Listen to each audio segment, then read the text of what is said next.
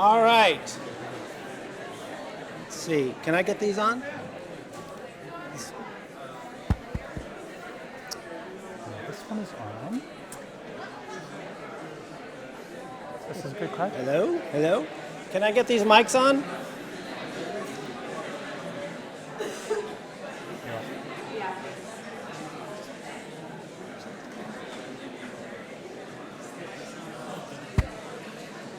Hello?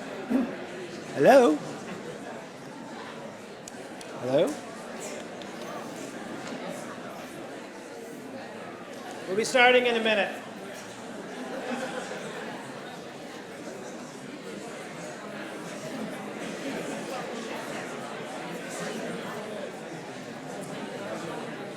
I'm not using a loudspeaker. Okay. All right. Well, we're good.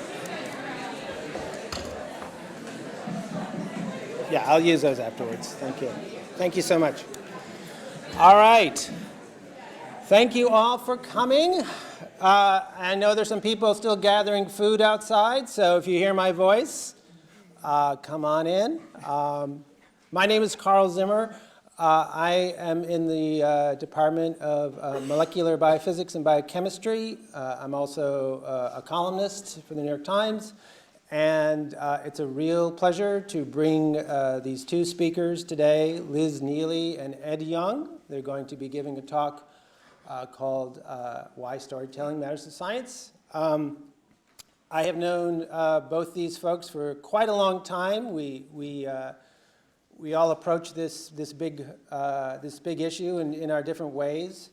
So Ed is a science journalist for The Atlantic. He is the author of the book I Contain Multitudes. You may have seen copies of it outside, so you can buy them, and afterwards Ed will be around to sign them. And Liz Neeley is the executive director of Story Collider. I don't know if anyone's listened to Story Collider, but it's a wonderful podcast. It's also a nonprofit organization that runs workshops and hosts live events where people tell stories about science. She's an expert on science communication. She co-organized a very important meeting at the National Academy of Sciences on this issue. And here at Yale, she works with the National Neuroscience Curriculum Initiative to help psychiatry trainees integrate modern neuroscience in their clinical work. And I'd like to thank you all for coming. I'd like to thank you all for finding this place. And I'd like to thank the other people who are still finding the place. That's great. I would You're like all to. the real heroes here. I want to thank everybody in the MB&B department, Dieter Stoll, who oversaw organizing this, Liz Vallely, Shauna Dickinson, and everybody else. This is also co-sponsored, let me make sure I get all the names right, by the Poynter Fellowship in Journalism, the Yale Microbial Sciences Institute, and the Franke Program in Science and Humanities. As you can see, this is a subject that's important to a lot of people here at Yale. So let's make that clear by giving a big round of applause for Liz and Ed.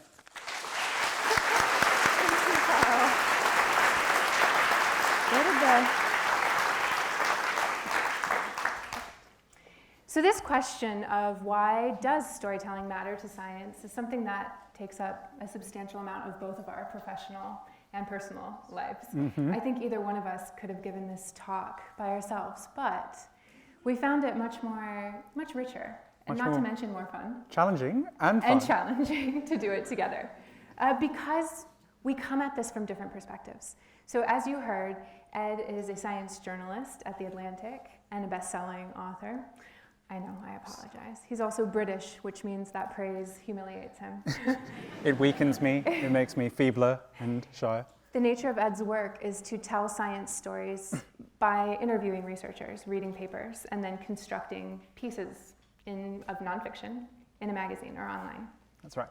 And Liz, as Executive Director of Story Collider, helps other people tell their stories. So Story Collider does that work not just with scientists, but with a wide range of other people who all have stories related to science, whether it's parents or patients, comedians or musicians. She trains them to tell their personal stories at live stage events, which are then recorded and put on the regular Story Collider podcast. And she also does workshops where she gets scientists and other people at institutions to learn the arts of narrative and how to tell their own true personal stories. She's also American, so she thrives on praise and becomes stronger and more powerful through it. This is true. So when we're talking about journalism and science communication and science storytelling, these terms are not interchangeable. But we thought we should start where every good story begins, over tater tots. The greatest American invention of all time. I had just exited a conference about the science of science communication with an old friend and colleague of mine, Dr. Margaret Rubega. Margaret is the state ornithologist of Connecticut. She is an incredible researcher who cares deeply about science communication and science teaching and training, but we weren't talking about any of that. We were just having beers and tater tots, talking about work, and then this one shows up. And then I showed up, and in the midst of all this talk, made some random throwaway crack about hummingbirds, which was both a perfect moment and also a mistake because Margaret studies hummingbirds. And that launched into this half an hour. I asked her, so what do you study about hummingbirds? And she gave me this half-hour monologue about her work that started with this story. So she told me about one of her students, Alejandro Rico Guevara. And when I interviewed him, he told me about how he grew up in Colombia and how he used to love to go for walks in the rainforest. And one day, one of these birds, a hummingbird, flew up and hovered in front of his face. And it was a magical moment for him. There was something really deeply enchanting about this animal that's made it stand out amongst all the other wildlife in the forest. And so when he became a scientist, he wanted to study these animals, and he found Margaret's lab. Margaret was also interested in hummingbirds. And together, they realized that one particular aspect of hummingbird biology, of hummingbird law almost, was all over textbooks and must be wrong. Which was the idea that hummingbirds drink through capillary action, that when they stick their tongues into flowers, the liquid passively moves up the tongue. Can't be true. Capillary action is very slow. Hummingbirds famously fast. Capillary action does not work upside down. Hummingbirds often drink with their beaks pointing up into a flower. So what actually is going on? To find out, the two of them created this very complicated setup where they could film hummingbirds drinking through these glass flowers that Alejandro had created. So they could watch what happens when the tongue shoots in and out of some nectar. And this was a pain in the ass because... That's the technical term. It is a technical term. Because ecologists are not trained to be videographers, so creating all the setup, the lighting, all of that was very difficult. But when they finally did it, Alejandro told me that he had this moment when he had a memory card with video footage of a hummingbird drinking from one of these glass flowers. And this is how he described it. I knew that on my movie card was the answer. It was this amazing feeling. I had something that could potentially change what we knew between my fingers. What a wonderful encapsulation of the thrill of scientific discovery, that stark emotion when you learn something new about the world around you. And what was on the movie card was this. It's a little bit hard to see in this black and white video, but what happens when a tongue from a hummingbird hits some nectar is it splits in two, and each half expands these flanges on its tip that bloom out like the petal of a flower.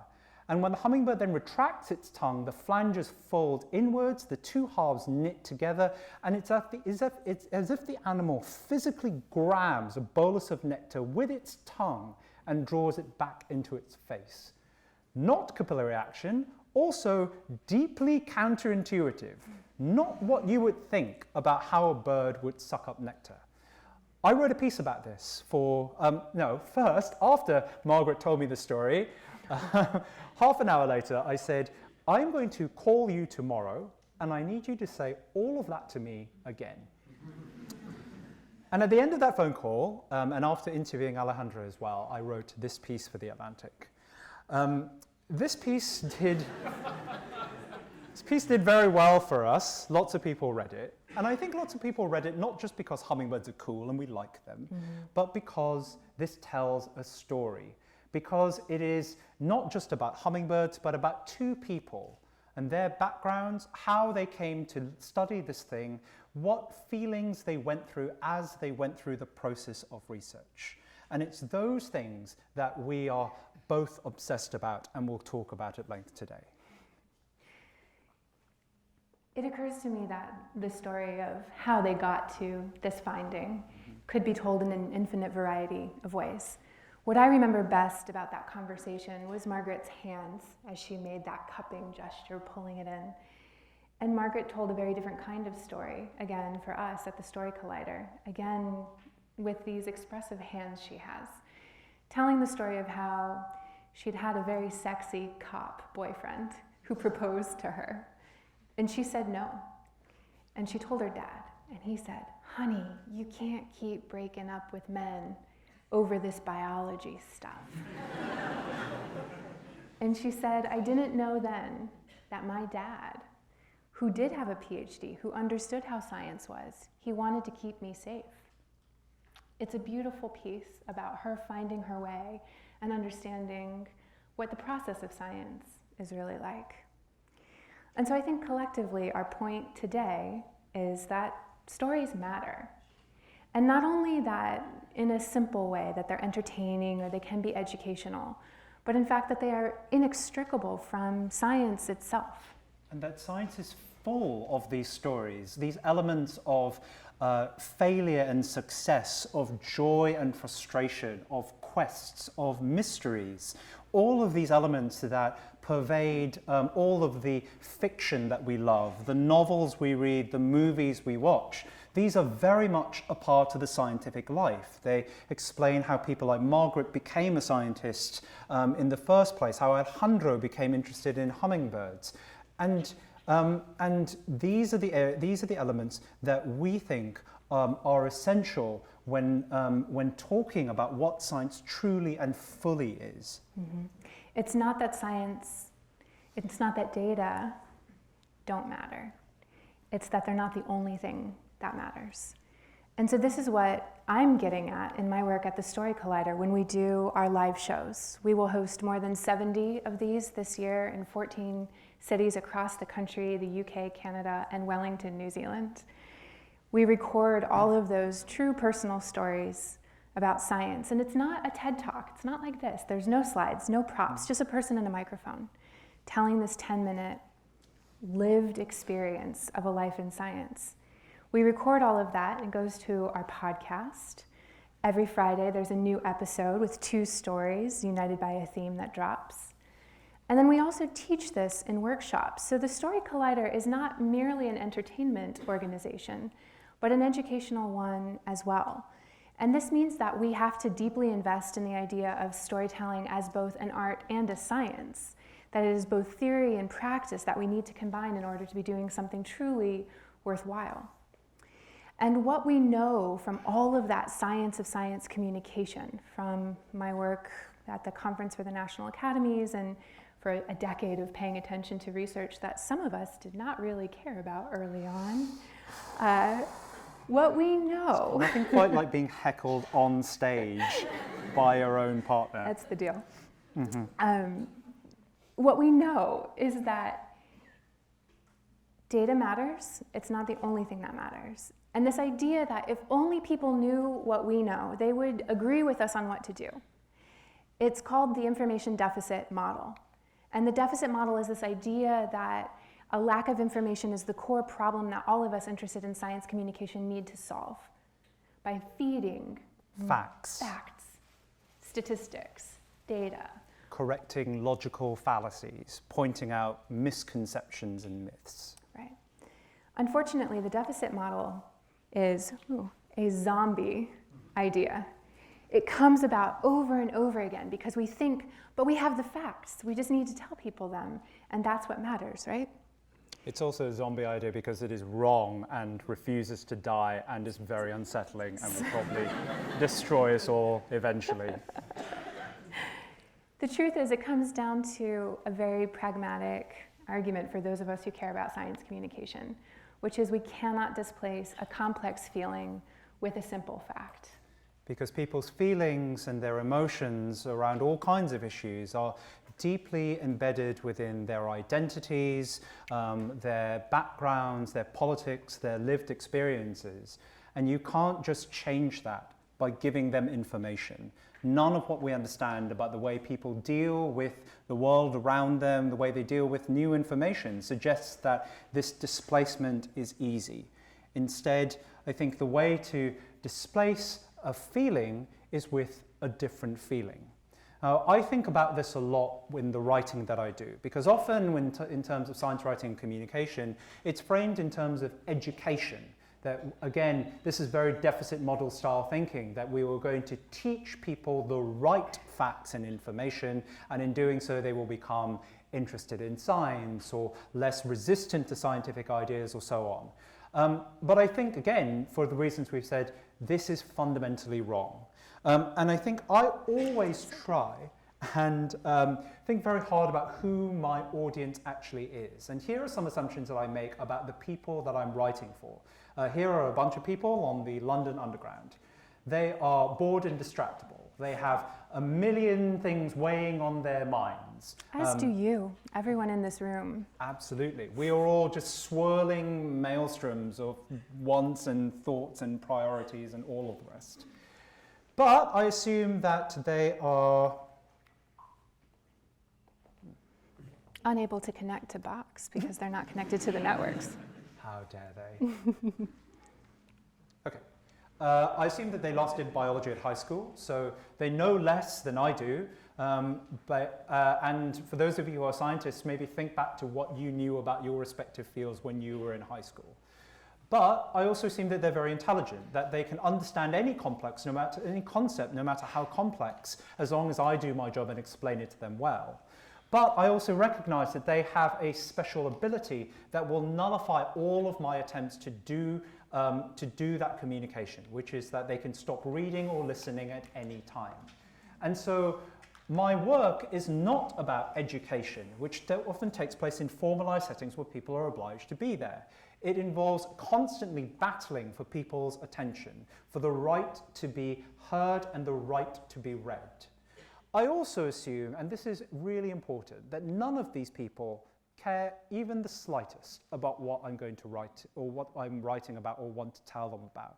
And often that's true. Again, we have a multitude of things that we could obsess or think about, and a particular niche part of science might not fit within that rubric. So how do you get people to care about something that they would otherwise not care about?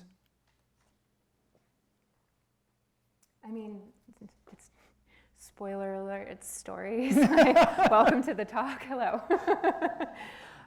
When we look across the research backing up that argument, though, we have many varied lines of evidence over many decades, and collectively, if we paint with a very large brush, what we know is that narratives they seem to enjoy a privileged cognitive pathway, which makes them better than evidence-based argumentation for certain purposes in many instances. So narratives tend to be more interesting. People want to listen to stories, they want to keep listening to stories more than, say, a chronology or bullet point list of arguments. They're also more comprehensible, and this surprised me. I realized, people actually understand information better when it's packaged in the format of a narrative than in these other competing ways. And then perhaps of most interest to those of us working in topics that are polarized or politically charged, narratives are both more believable and more persuasive than even very rigorous, well-marshaled arguments about the facts of the world. And I want to be careful here because we've already started doing this in the talk and you hear it all the time. Storytelling is a buzzword right now. You know, if you search it for it and add a Google term, your inbox will be flooded with ideas about how storytelling makes you a better leader or a better fundraiser, like makes your hair grow in thicker. Right now, it sort of means like anything that's not bad, people are like, oh, it's a story. Right. Anything not didactic. Anything not didactic, right? But which is not terribly helpful for us, and especially to people who are doing research on narratives and story. So at the Story Collider, what I have sort of boiled this down to is 3 key elements. Stories comprise believable characters who are experiencing some sort of non-trivial event and then must cope with the consequences of those events. And it's particularly that combination of something happens and then I act, or I have a reaction, and then I do more things and more things happen. That is the core of a story and how and why it works. And human brains are so attuned to that search for causality in daily life and everything around us that we do remarkable and sometimes amusing things. For example, if I just show you small shapes moving around on a white screen, you start to try and interpret and make sense of what's going on here. These are animations from experiments in the 1940s, Hyder and Simmel, showing young people triangles and a circle moving around in a space and ask, what's happening? And they start to say, oh, this is aggression. That's a little intense. Oh no, what's happening, right? And then they start to explain why they thought that, and then they get distracted again because they say, oh no, now it's inside the house with the poor little circle. Why? Right? Why do we interpret that motion as fear and maybe panic? It's just the speed, right? And then this motion, oh, it's joy, right? No. I know, it's hard to stop this movie in the presentation because everyone wants to know what's going to happen. I can't watch. Human beings are engaged in a nearly unbroken, constant, ceaseless chain of narrative, of attempting to make sense of the world around us by spinning little stories about what's happening, why, and what's going to happen next.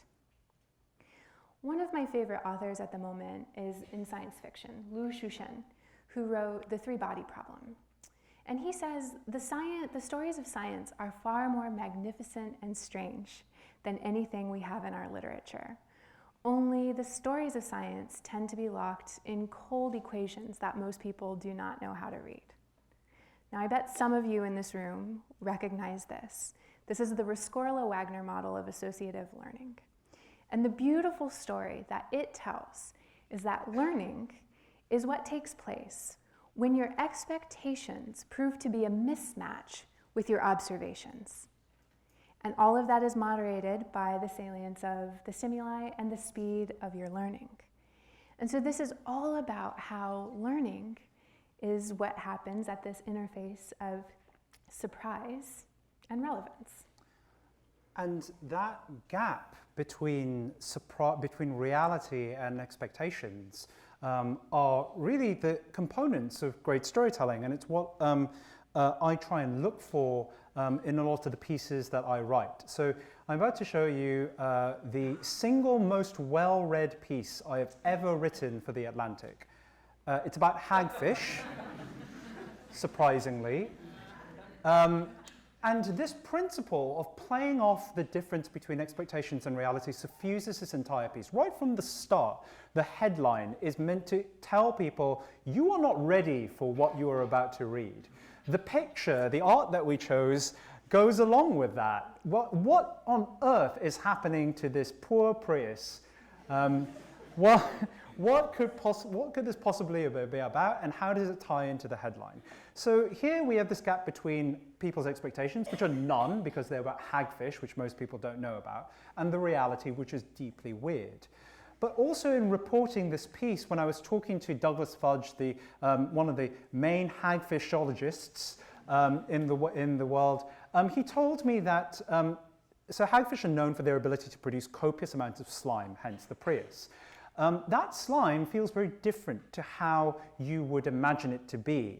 He says, when people first touch it, they are invariably surprised. It looks like a bunch of mucus that someone just sneezed out their nose, but that's not at all what it's like. It's actually very ethereal. It feels almost like it's not there. It has a very... That's not true. What? So I've Can you touched. fact check- I Oh, know, right, okay, I've go on, touched please, hagfish slime. no. You can feel the little silky threads in it. It's somewhere between really fine hair and spider webs. But it's not goo. It's not It's not sticky. It's not slimy. You pull it out, it's all over your hand, you can just brush it off, it doesn't stick.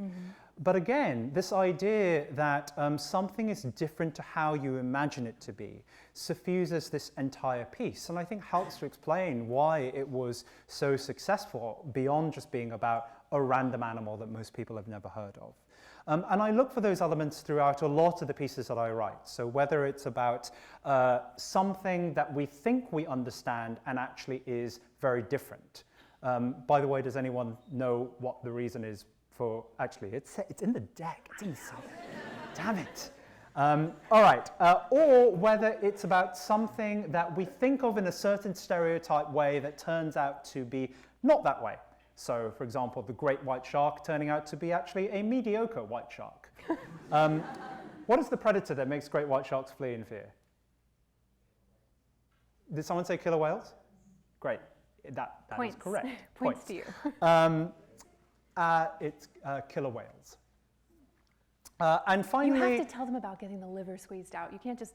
No, I'm not going to. We'll save that for the Q&A. Yeah, I'm going to leave them wanting more.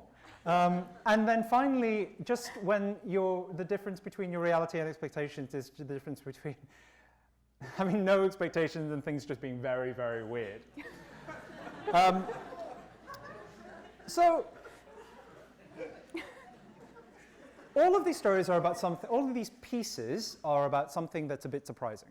But they are all also about the scientists who made those discoveries and how they came to do the work that they did, much like what I told you about Margaret and Alejandro and the hummingbirds. So that human element, those elements of curiosity, surprise, frustration, run through all of these pieces, and I think make them greater than just accounts of natural history in quite a didactic way.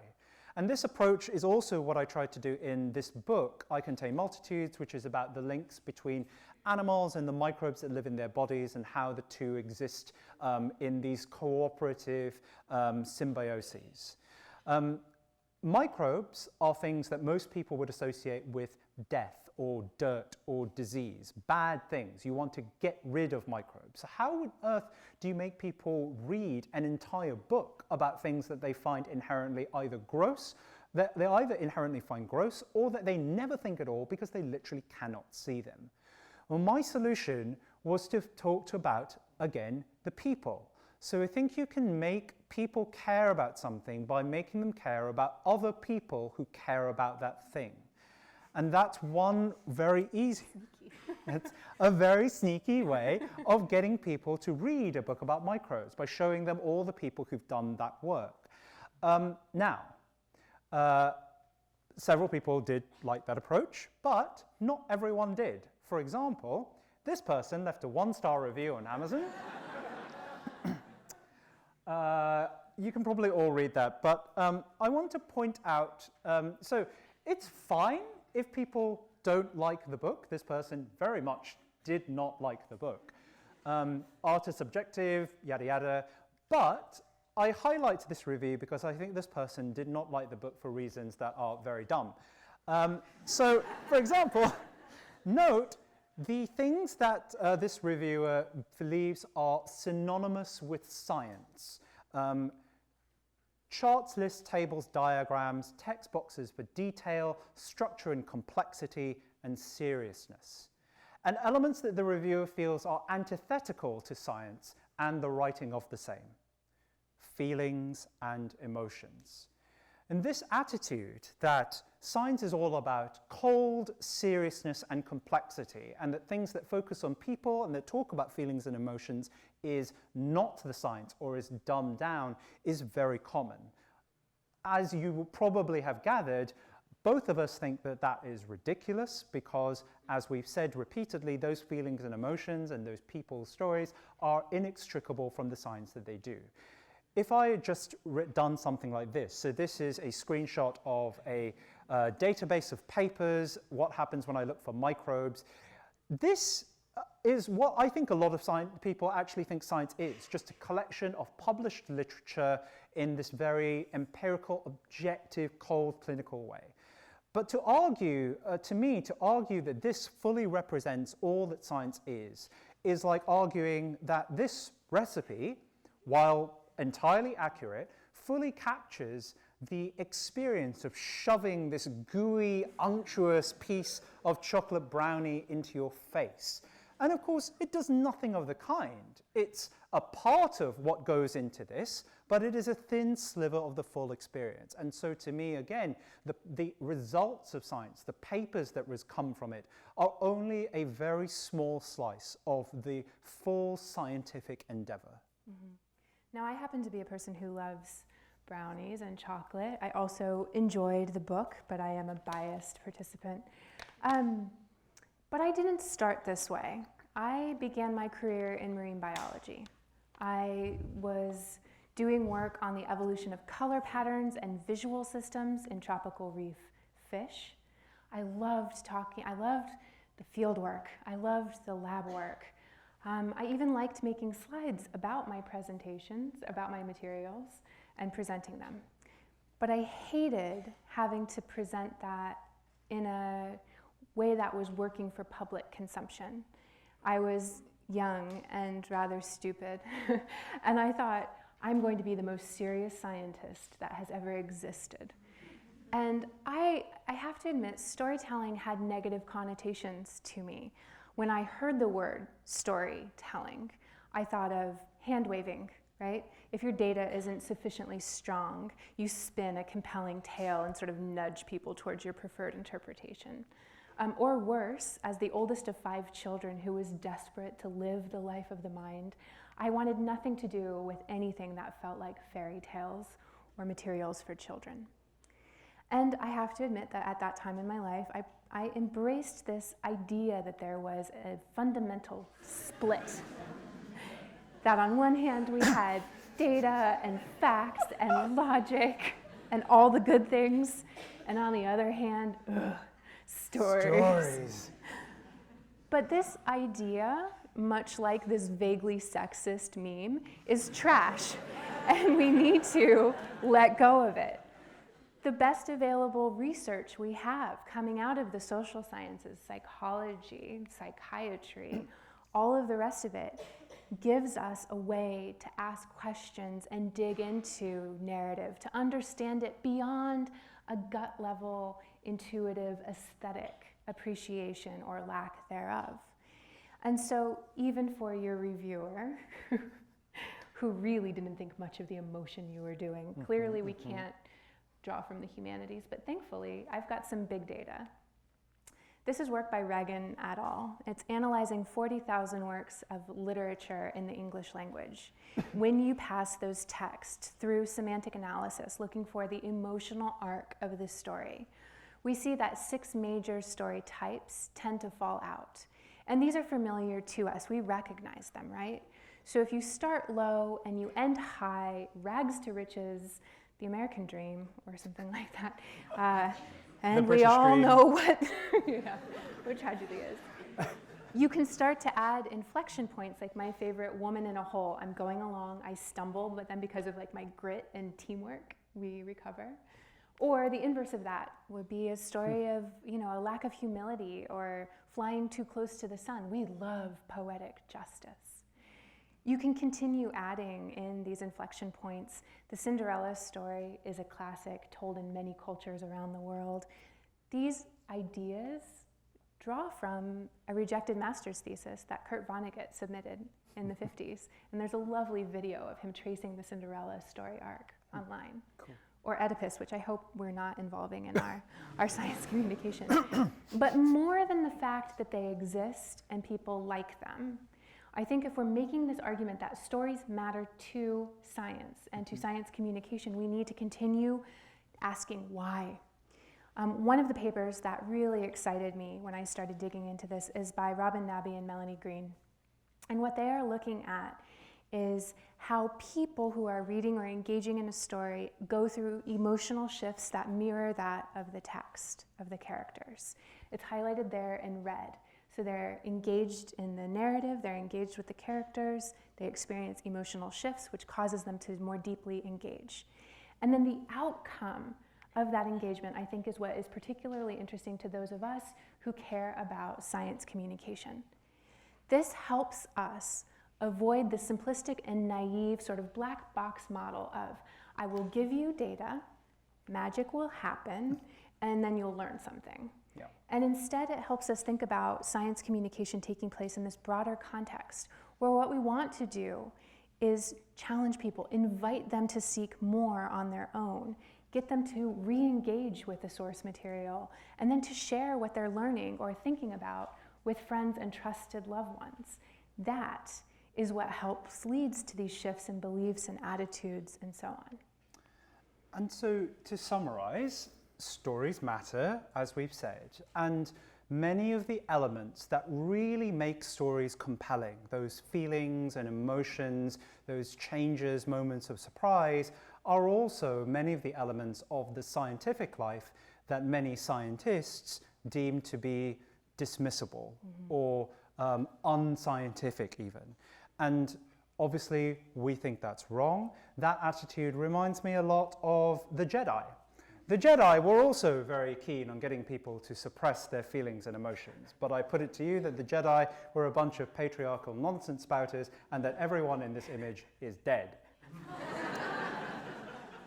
So we should ignore them, because we see time and again that those, as we've said, that those feelings and emotions are inextricable from the experience of being a scientist or of doing science. So this is one of my favorite videos from the last couple of years. It is a live stream from a deep sea exploration vehicle from a bunch of very eminent oceanographers coming across this animal, a gulper eel.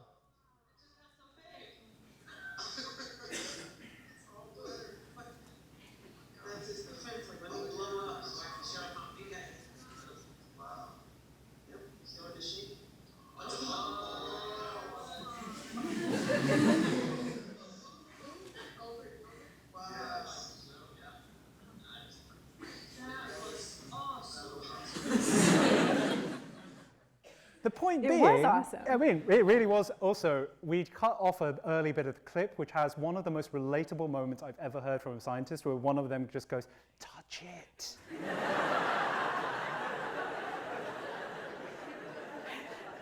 Yeah.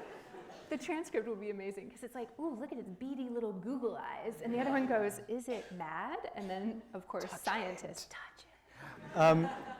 The point being that some of the most esteemed marine biologists in the world, when encountering something like this, do not think, oh, look, a wonderful specimen of Uropharynx pelicanoides. How fascinating. They think, oh, my God, touch it. So there's joy, but there's also sadness. I wrote this piece recently about a team in Hawaii led by a conservationist named David Sisko, who are caring for the last specimens, the last remaining members of a number of different endangered Hawaiian snails. They work in a trailer, 44 feet by 12 feet, and at the back quarter of the trailer are 6 cabinets, much like refrigerators, and within those are 36 species as they fully exist on the planet. If that trailer goes down, there are 36 extinction events that will happen. This piece is not just about snails, although I like snails, but it's also about the burden that these people have to go through. What is it like to have that responsibility on their shoulders? Those refrigerators, whenever they go past a certain temperature, humidity levels, send out text and emails alerts. And David sleeps with his phone on ringer all the time. Whenever he gets a text message in an odd hour of the night, his stomach aches because he fears that the worst has happened.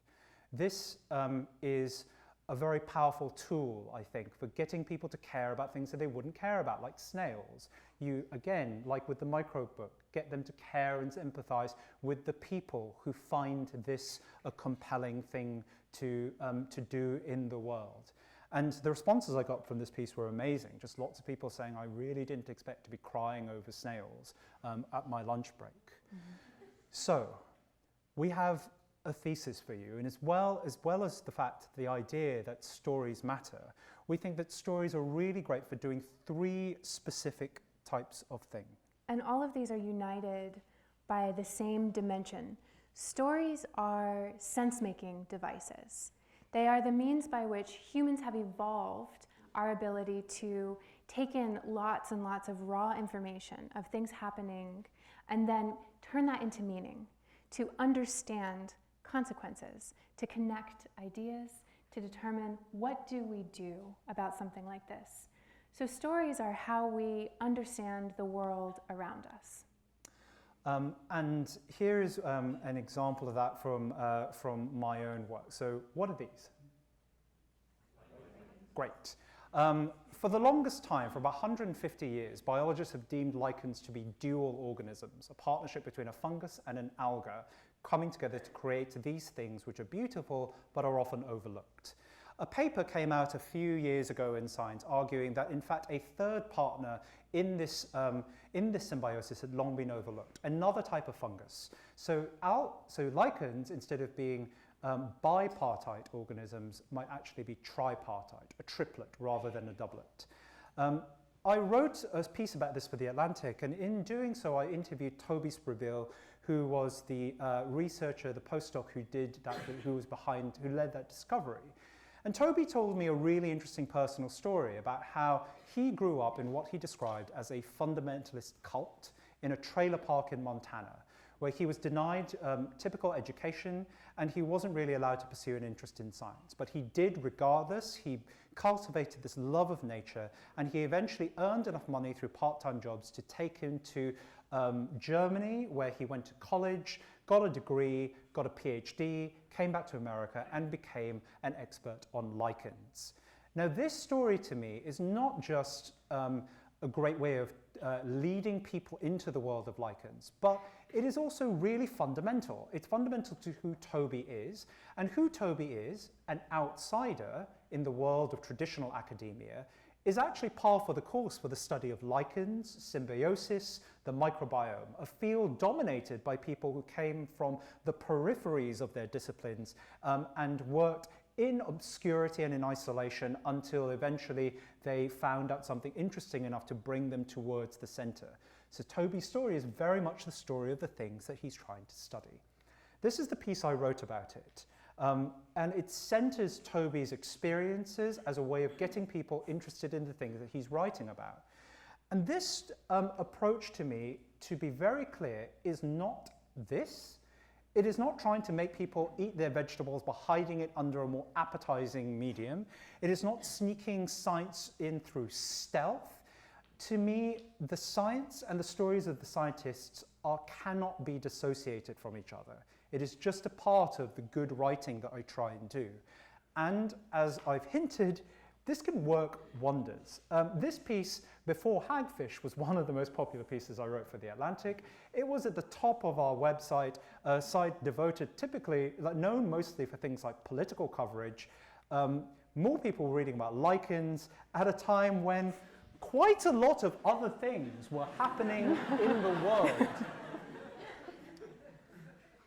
And here are just examples of some reactions from people who suddenly found themselves fans of lichens and who probably had never thought about them at all in their lives. And just to embarrass Ed, I added one more slide with a very large tweet on it. Why do you do this to me? All right, so this is from Tara Smith, and I put this up here because Tara is a microbiologist. She studies infectious diseases. And yet here she is saying, sorry, lichen folk, not my passion, another area of microbiology. And I put this up here to specifically say that often when we talk about science communication and science writing, we talk about the general public, as if it was some nebulous other who are very different to us. But for any type of science writing, the general public is often just everyone who isn't involved in that very niche area of exploration of the world, including people, for those of you in academia, who might be working down the corridor from you in your own departments. So, stories can make aspects of science exciting and palatable to people who might not otherwise have bothered to care. But they're also really crucial, I think, to get right because the stories we tell about the world around us, aside from helping us to understand that world, shape the way we explore it. Stories shape science itself, the way we interpret results, the questions that we try and ask in the first place. So I want to cast your minds back to the late 19th century, where several things happen all at roughly the same time in the world of biology. One is that people start understanding that germs are the true cause of many important diseases. This is germ theory, the idea that bacteria are the cause of illnesses really takes hold. Also, another idea that takes hold is the idea of natural selection, of nature read in tooth and claw. In the aftermath of the publication of On the Origin of the Species, people start viewing nature as a gladiator show, as all about conflict and competition. And these two ideas and the societal changes that they bring about radically change how people interpret this idea of lichens as a dual organism, which happens at roughly the same time. In short, this idea goes largely overlooked and doesn't really get the importance that it deserves. Even the man who first suggested this thought that the lichens and the fungus and the alga that comprise the lichens were more like a master and a slave. The idea of two microbes, things that cause disease, living together in a cooperative relationship when the world was all about conflict was just an anathema. And so this line of research went underlooked and understudied for a very long period of time. So the stories we tell about the world also shape the way we interpret the so-called objective science that we want to do. This idea that we should just let data be data is a lovely thing to work towards, but it is also, in large part, a myth. Because the way we look at that data and the science that we do is deeply influenced by our culture, our social norms and values, and also our backgrounds, who we are. Yeah, I think importantly, appreciating stories and analyzing them carefully can help us do better science by making us more sensitive to the ways in which we might be attempting to overinterpret data. And so it's not that being able to traffic in stories makes you unscientific, but I think improves your analytical ability to put together plausible hypotheses and see whether the data backs it up. Absolutely. For example, this viral video that went around at the end of last year, in which a baby bear tried to climb up a snowy cliff with its mother, repeatedly slipped, tried to climb up again, slipped even more, finally got up to the top after so much trial and tribulation, was passed around social media as an example of the incredible persistence of the natural world. Go baby bear, what a life-affirming tale of pluck and grit. In fact, what had happened was the person who shot that footage was basically harassing the two bears with a drone. That is how the footage was shot in the first place, and that is why the baby was repeatedly slipping down this slope. So on the one hand, what looks like on the one hand a story about grit and persistence is in fact a story about people being dicks to wildlife. So stories, for all their benefits, can also mislead. And this I think about a lot in my work, science journalism. Journalism is not just about telling good stories, but also unraveling bad ones. Not just about celebrating science, but also acting as a watchdog, exposing its darker corners, exposing areas of research that might not hold up or ethical lapses. And this also, we say, our job, because it is very much a thing that both of us think about. It applies across all scales. You tell stories about yourself, about connecting your past actions to your future possibilities. And to be able to be truthful and honest and have a reflection of your own ability to combat imposter syndrome and arrogance alike. Storytelling helps you improve. So in many ways, so I've talked about some of the dark corners of science, like here are some examples of those. Many of you might be familiar of this incident from the end of last year. I think this was one of the biggest science stories from 2018, the work of a Chinese scientist named He Jiankui, who created supposedly the world's first infants edited by the gene editing technology known as CRISPR. I wrote this piece about the technical blunders involved, the ethical lapses, how this flew in the face of widespread societal consensus about what gene editing should or should not be allowed to do yet, issues of informed consent. This piece includes 15 problems with this work, both technical and ethical, and I joked with my editors that this was finally the story that was ridiculous enough to make me want to write a listicle. I've also... Sorry, I just want to jump in and say, stories have this important collective mechanism. They are a means by which groups of human beings reduce ambiguity, that we decide, is this, a heroic disruptor? Or is this someone acting in breach of ethics and best practices? And indeed, one of the 15 things was the reaction to this among some people who were ostensibly leaders in the field, and the lack of condemnation or the attempt to sort of wagon circle was to choose a different phrase. The act of being defensive was in itself a problem. Mm-hmm. I've also written several pieces about areas of science that have not borne fruit over time, where people have gone down blind alleys and wasted lots of money on research that was ultimately based on shaky foundations, or on large areas of research that have more recently been deemed to be irreproducible, that have been very hard to duplicate. Classic results in the field of psychology, for example, that have proven to very shaky over time. Mm-hmm. And these kinds of analyses, I think, are really important. So stories of problems as well as of heroism and joy. Mm-hmm.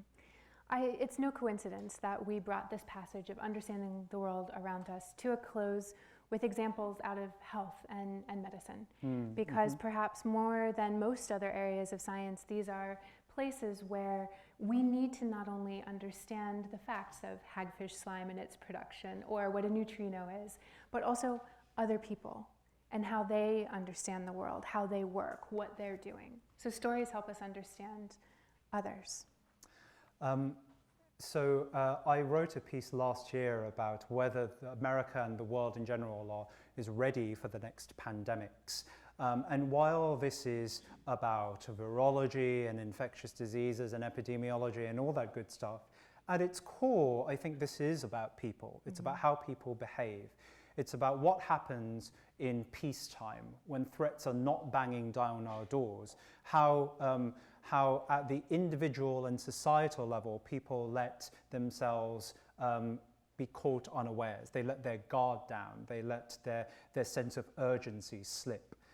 I reported this by going to the Democratic Republic of Congo to meet people from a town that had been affected by an Ebola outbreak in 1995 to work out how they were doing, how they were rebounding, whether they were facing that same cycle of panic and neglect.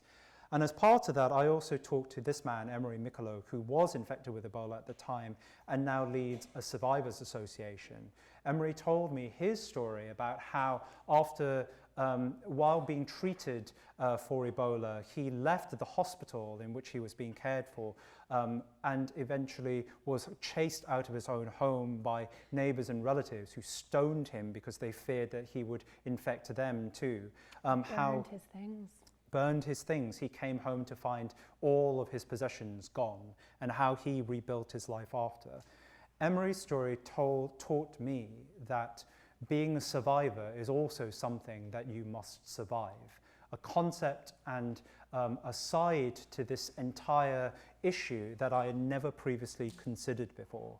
And it was only through getting his story that I became to understand more, not only about him as a person, but about all the things that he goes through and about this broader issue.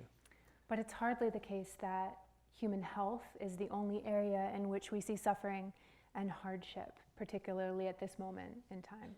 Exactly. We have a lot of pain going on, and some of that pain filters through to the scientific life too. I wrote this piece about a lab in Harvard where a genomicist named Padi Sabeti, who was born in Iran, works to understand diseases like Ebola. Her lab includes 5 other researchers who are of Iranian descent. And this piece is not just about their science, but about how they reacted to the Trump administration's very first travel ban, how political movements that would restrict the ability of people like them to even to be a part of science in the first place, how they react to things like that.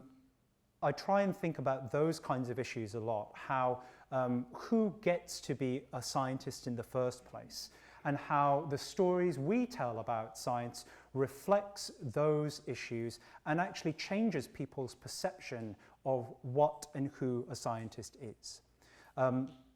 So a while ago, a colleague of mine named Adrienne LaFrance at The Atlantic did an analysis of a year's worth of her stories, of her pieces, to see how many women and men she was quoting. And she found that she was quoting men by a factor of 3 to 1 over women.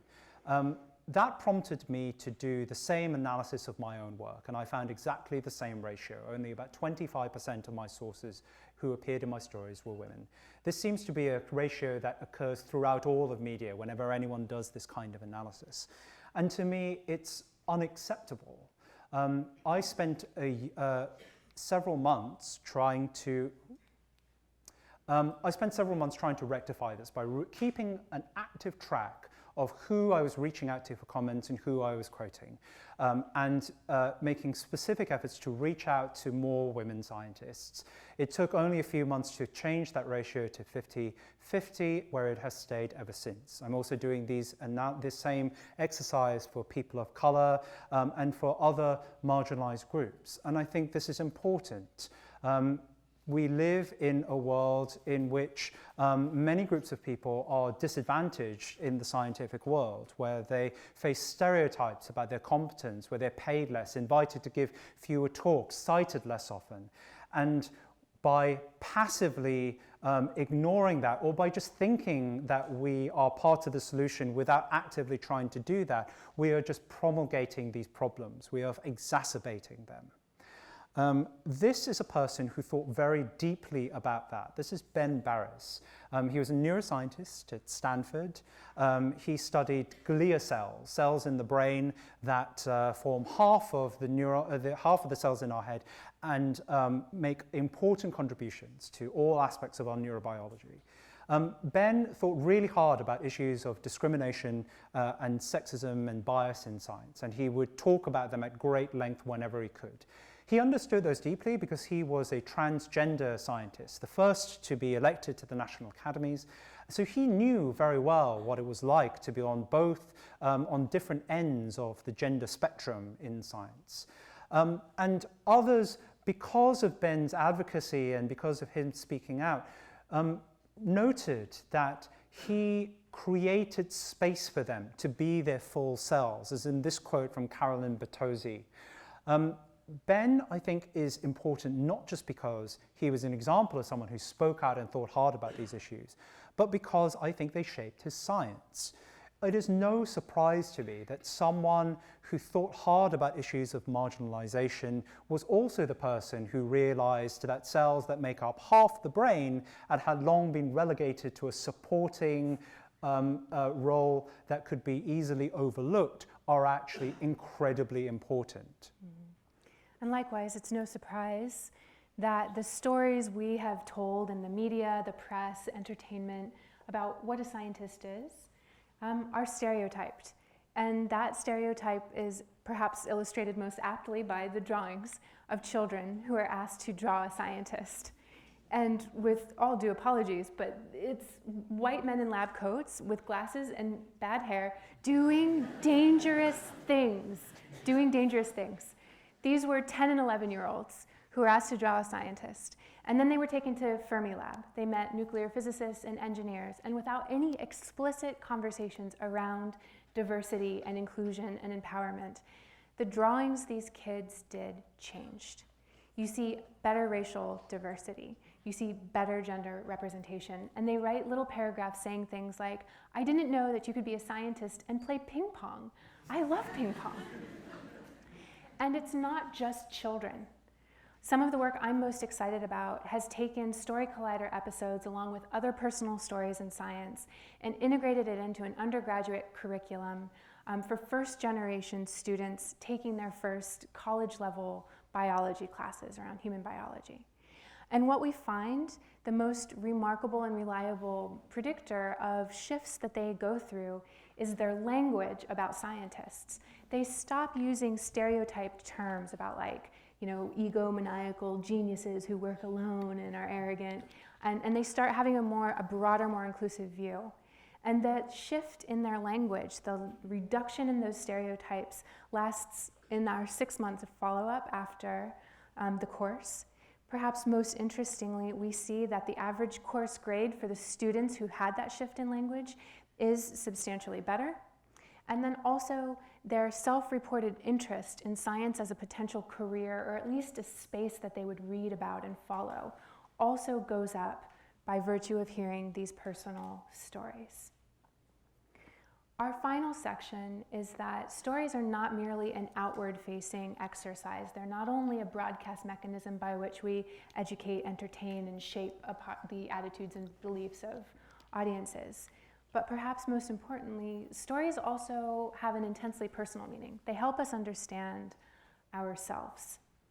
And this takes us to my final sort of reflection on the nature of storytelling, which is that most of us are thinking about them as products, like the podcast that I put out into the world. But they are also a process by which we revisit past experiences in a new light, and that we make sense of who we are and how we move through the world. Why do we do the science that we are doing? How do we keep going? So this is a story that I wrote, a piece that I wrote about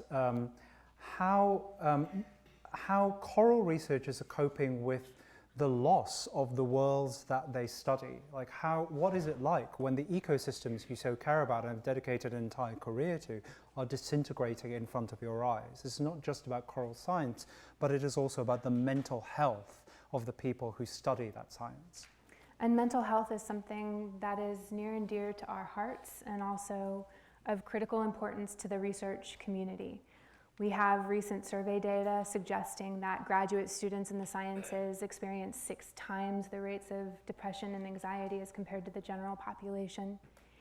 And we know that you all live incredibly full, if not very stressful, lives. We know personally the pressures of grant writing and teaching and research and all of the skills that you are being asked to master. And to add communication, science communication skills, and specifically storytelling on top of that, we know it's an ask. It's a lot. It's a lot. It's also a lot to feel like you are desperately competing for attention to these urgent issues that you're working on in a world that's dominated by just information overload and the tyranny of the like, right? And it can be so frustrating that quality is not necessarily correlated with attention in this world. Sometimes people like something because they like it, and other times they like it just because other people do. There's bandwagon effects and snowballs and popularity. It's not fair, and it's frustrating. And so when I think about what do we do as a community of researchers, of communicators, of people who deeply care about taking science ideas and putting them out into the world, and I stare at this slide, I realize this takes me back to where I started. And to me, this looks a little bit like a school of fish, or perhaps a flock of birds. And nobody ever asks whether birds are good or bad because they fly in flocks. When we look at a murmuration of starlings moving against an evening sky, those of us who are mathematically minded might ask questions about nearest neighbor distances. How does information propagate through that flock? How do they decide where to go? The rest of us might just look at it and delight in the beauty. We believe that stories are one of the mechanisms by which human beings fly in flocks. So whether you're interested in it from the intellectual side or you just want to enjoy it, we hope you all heard our message loud and clear today, that stories matter, that we could not extract them from science if we wanted to, and that we shouldn't want to.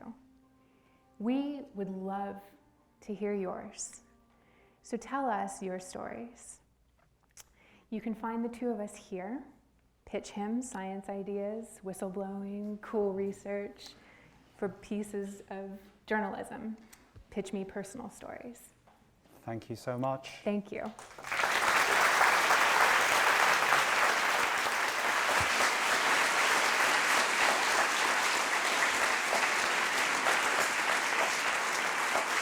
Thank you so much. So Ed will be signing books outside, but we have time for maybe a couple questions. I've got Liz and I have microphones, so just a couple questions. The woman right here.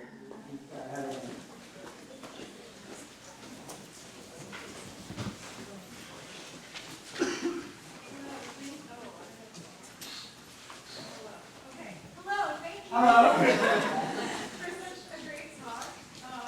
Is this on? Okay. I have a question for both of you. How do you reach people that are like anti-science? Because there's people that think that like birds are like government drones and things like that. Well, how do you talk to them? So actually, this is a very interesting question. When you make a claim about the anti-science people, that's an empirical claim.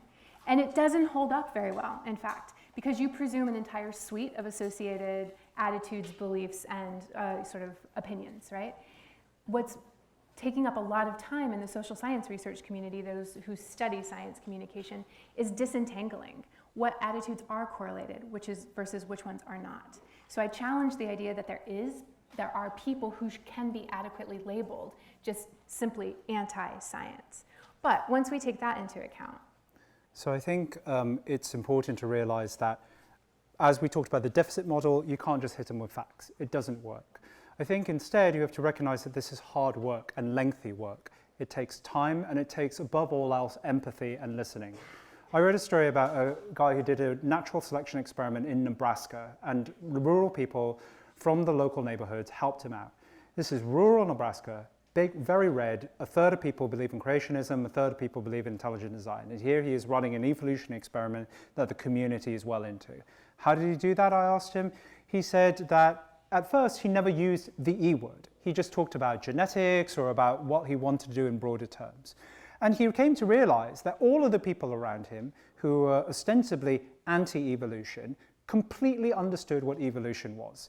Most of them were hunters. They understood the difference between a slow deer and a fast deer, so they knew what fitness and variation were. Most of them were farmers, and they understood genetics and inheritance much better than he did. They had all the components. They just didn't associate it under that rubric of evolution because of their own beliefs. The only way he changed that was actually just being part of the community. He went to high school football games, he went to barbecues, he talked to people, and he talked about his own feelings and emotions. And over time, he did get to a place where he got to use the E word and find common ground with people who initially seemed to be opposed to not only him, but also science as a whole. Mm-hmm. The research backs up this idea of asserting shared values and having common bonds of connection, connecting some way, as a way to lower the barriers that people put up when their cultural identity is challenged. I can tell you that personally I've seen this. I was at a wedding, I came in late, I sat down and I ordered. The guy next to me snapped like a snake, and he stuck his finger in my face like this, and he was a Marine. He said, "I had you pegged as a vegetarian the second you walked in here." And I was like, okay. And then he wanted to talk about climate and evolution, and I just thought, oh boy, it's a wedding. I was not ready for this. But so, you know what I did? I diffused the situation, and part of it is I thanked him for his service. My dad's Air Force. We talked about that. And so we talked all night. And by the end of the evening, I'm sure abetted by alcohol and dancing and all the rest of it, he hugged me and he was crying. And he said, nobody has ever talked to me about this stuff before without yelling at me and telling me I'm stupid. Which is a remarkable revelation from someone who's like jacked and pointing in my face like this. But that's how he had responded to what he perceived my threat to his identity. So maybe one more question? There's one. There's one at the...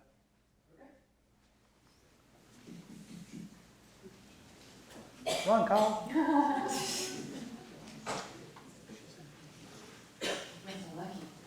Thank you so much for the incredible talk. I'm Jenny. I'm an emergency medicine physician here at New Zealand. Thank you for your service. Learning. I think you got to this in your talk a little bit, but it's so compelling, your ideas of stories, especially when thinking about history and what stories get told and not told. You think about xenophobia, slavery, lynching, gaslighting. And then when you think about it in terms of science and the kind of exclusion and directed segregation that the academy in particular has faced. And then thinking about in the academy when you think about things like storytelling, and Dr. Neeley, you kind of got to this where you felt like it was softened. You had to feel like to have authority, to have legitimacy, you had to lean very heavily. I'm Which is also a gender thing too, I think. Mm-hmm. Yeah, and I think in terms of scholarly work, things like publishing for the Atlantic, which is dreamy in many ways, but it's not really something that's respected in the academy as a product. Mm-hmm. The same way storytelling is not viewed in with the same weight as being on PubMed. There's so many things going against it, and I'm wondering as two people who have really found a way to think about it and continue forward, what advice do you have? One, beyond trying to cite more and think more carefully about how it shapes our perspectives and interpretations, what else kind of serves what kind of advice you would give? It occurs to me that one of the rules of storytelling is much like when you're on a plane and they say you put your own oxygen mask on first. Sometimes stories may not have currency in the professional incentive structure, but they can be a survival mechanism and a way for us to connect with other people who understand us and keep us going. One of the projects that I undertook last year was to commission and co-edit a peer-reviewed set of stories in PLOS biology. It's called Conservation Stories from the Front Lines. And what it does is it takes sort of hallmark findings in ecology or standout researchers and have them tell the story behind the story of how their career, like what actually happened. It's the kind of context that we get in the hallways of conferences and knowing, scientists individually, but other people don't have access to. So that's one very minuscule and not really meaningful way, but I think, so I reiterate what Liz said, that stories are a tool. We don't want to portray them as a necessity. It's not like you tell stories or, your communication is no good or your works are worthless. They're just a tool for all the purposes that we talked about. And like many tools, they should be used safely and under the conditions that work for you. And yes, I agree that I think the dominant culture in academia is not one that is entirely conducive to these ideas at the moment, and that people from certain marginalized groups bear the brunt of that more than others. But I also do feel that things are changing. Like, I would hope that they are. And I think also there's indirect pathways that can ultimately help your career, right? If you choose to take a stance in the opinion pages of a major newspaper, or if you give an amazing TED Talk, or if you write a book that gets popular, those open avenues for you of additional collaboration, connections to funders, and things that can lead you back to the kinds of quantifiable, career relevant outcomes. You have to do some of those things. Just the same way I have to raise money for Story Collider. I can tell all the amazing stories I want, but if those grant dollars don't come in, at the end of the day, we don't have a product. But I think this helps you create a sustainable career. All right. Well, let's give a hand again to everybody. Thank you. Thank you.